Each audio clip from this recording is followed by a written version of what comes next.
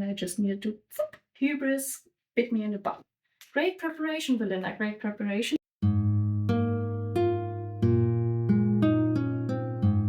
Hello, my name is Belinda. I'm an indie dyer from Germany, and I welcome you to my little creative podcast about sewing and knitting. This will be a quicker update today because my shop had its 10th anniversary on Saturday, and there was a lot of work to do, and I didn't have a lot of time to craft for myself. So let's start with the works in progress.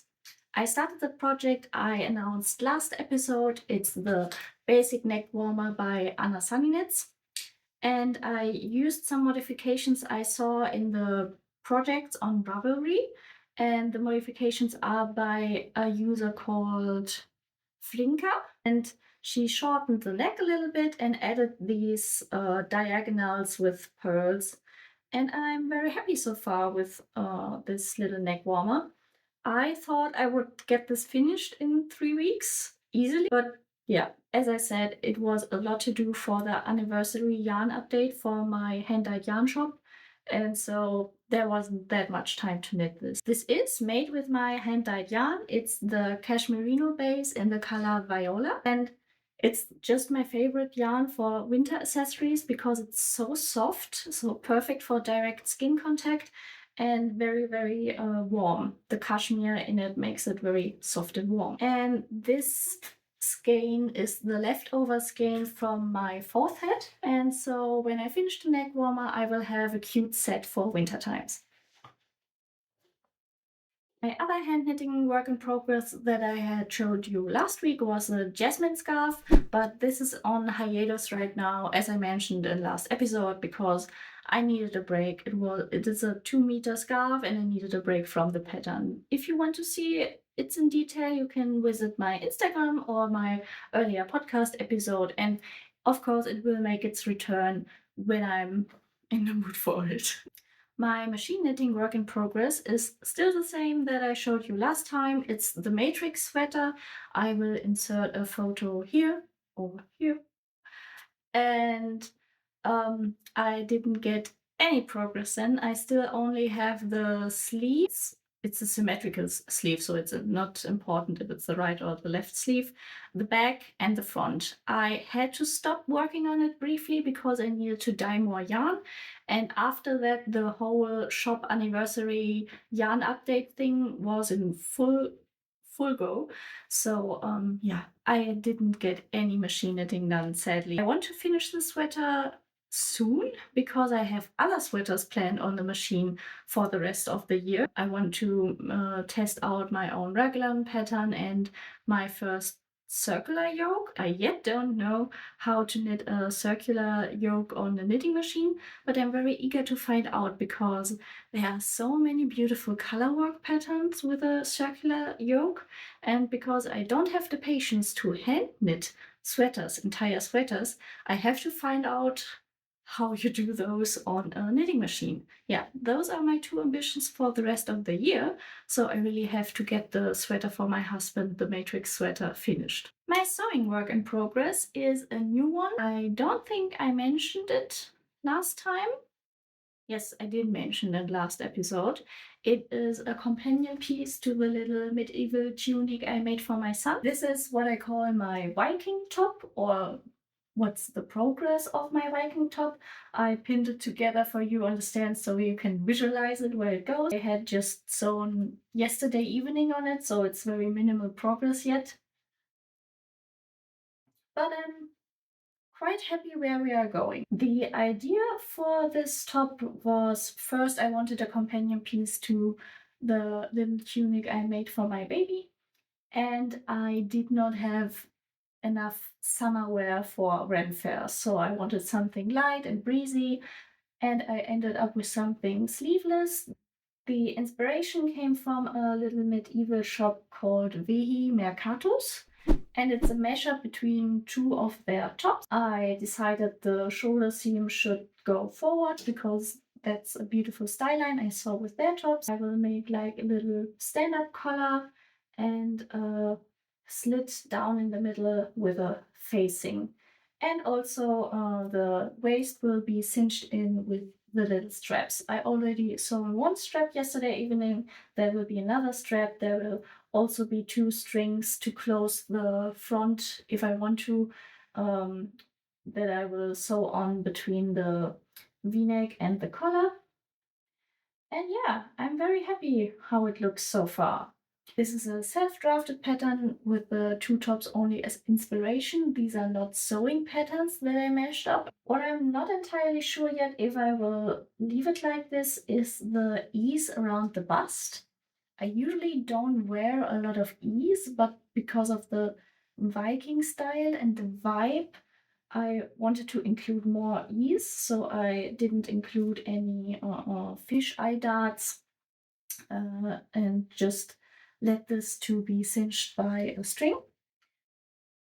But I still included around 8 centimeters of bust ease, and I'm not really sure if I'm comfortable with the armhole standing up so much from the body. But this is a really easy fix I can do even after I sewed the first version.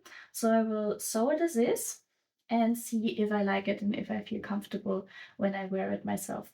Because my dress form is a little bit smaller than me, so this looks even bigger on her. Perhaps you have noticed that I pin my seams out to the outside. This is also how I try on my pieces when I sew anything. So I pin them together and try it on, and sometimes you even see mistakes there.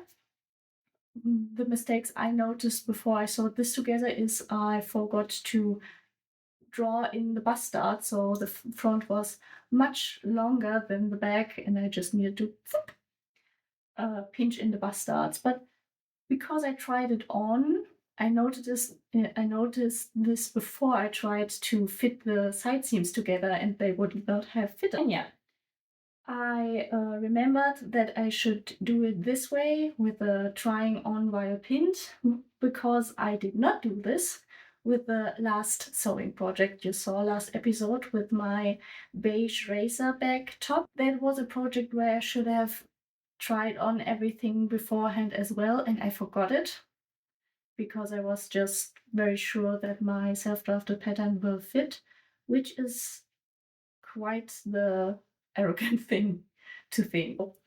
Hubris bit me in the butt. The fabric is very high quality linen from Mind the Maid. I bought 2.3 meters of it to make a ring sling for my baby when I was pregnant. The width was 1 meter 40 centimeters, and I used exactly half to make the ring sling, and that means I had 70 centimeters wide linen piece left over to make something with it. And yeah, so something without sleeves was perfect. I squeezed out every piece I needed for this. I think the only thing left to cut out are the little strings I want to add on the collar, but that should fit somewhere in my scraps from cutting it out. The fabric is called Nisa Softed Linen by Mind the Maker, and the color is faded blue. I will leave a link below if you want to buy it yourself. So this was already everything I'm working on at the moment. I hope I will get the neckwarmer finished till the next episode, as well as the matrix sweater and preferably also the Viking top. So I hope I will have a lot of finished objects to show you next time. And what I also want to cast on is a new fourth hat. So I have already shown you one of my fourth hats I made for myself, but I want to make one for my son now. Because it's getting cold in Germany very quickly now. It was summer a moment ago, and now it's getting very chilly. And the hats from last winter don't fit anymore. I have one little beanie made from cotton, but I want for him to have something made of wool as well. I decided to use my soft and silky yarn. It's a DK weight with silk and superwash merino. And the reason I wanted to use this more slippery yarn than my favorite Cashmerino yarn, because it is more slippery. I got the idea when we went to a playground and my son pulled his head down and threw it in the sand, and sand got all over it. And I imagined if that was a Cashmerino hat, this sand would be very sticking to the halo of the wool and the cashmere. So I decided I wanted something more smooth where I can just shake it out if it got any sand in it. And yeah, that's life with a baby, I guess. This is a skein I have left over from a frocked sweater. The other skeins are going into the jasmine scarf. And yeah, that's the color platinum. I leave a link below if you're interested. And I think it will look very, very good on my son because he has the same gray blue eyes as me. And yeah, that's just a color that suits us very well. Thank you for staying with me so far.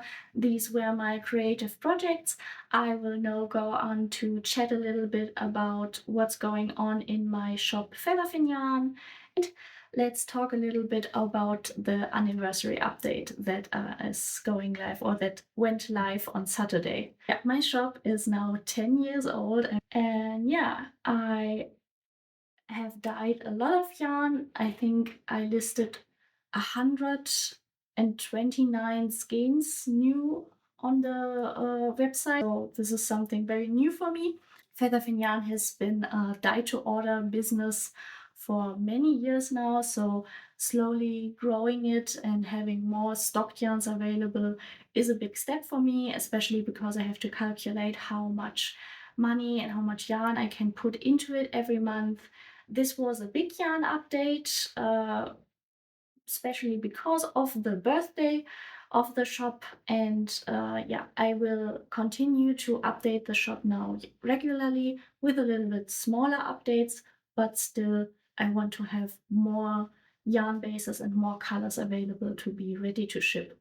Because not everybody has the patience to let a yarn be dyed to order. It takes me about 1 to 2 weeks, depending on how much orders come in. I want to collect some orders so I can dye it together. That's just more economical for me. So it takes around 1 to 2 weeks for an order to be dyed, which is very fast still if you compare it with other dyers. They sometimes need 3 weeks, sometimes 2 months. So I think my turnaround time is still very competitive. But as I said, I'm shifting to have more yarn stocked, so you don't have to wait 1 or 2 weeks even. You just have to wait 1 to 3 days before I can ship it all.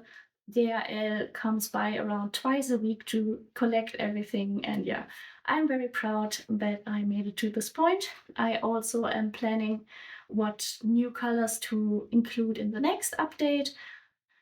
I'm I'm captivated by dark blues, dark purples, and especially I have a yarn base that's called Moonlight. I have it here. That's the Moonlight base. It's 50% tencel and 50% merino, and I think it's a great yarn for between seasons. It's a lace yarn, so you can hold it double or triple or together with some other yarn like my new kid silk yarn, which I have no skein here right now. Where great preparation, Belinda, great preparation. I'm sorry. Because I also offer now a kid silk yarn. I showed it to you last episode. It's 64% kid mohair, so very fine mohair, and 36 mulberry silk. So a little bit more silk than you often see on the market, but I think it's a very luscious and shiny blend of the two fibers. And yeah, if you're a fan of mohair, I would encourage you to try it out and perhaps mix it together with the Moonlight yarn.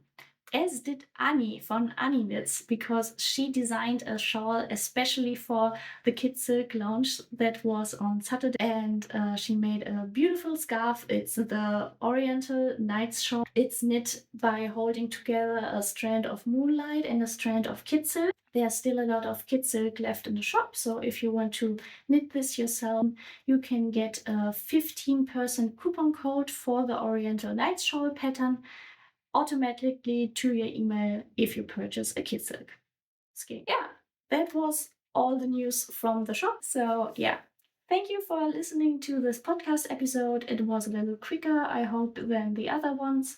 I would love to hear some feedback or questions you have about the projects. that I'm working on. If you have any suggestions what kind of yarns or colors I should put up in the next yarn update, please leave it in the comments. I am open for suggestions. And other than that, I will see you again in the next episode in 3 weeks. Bye bye.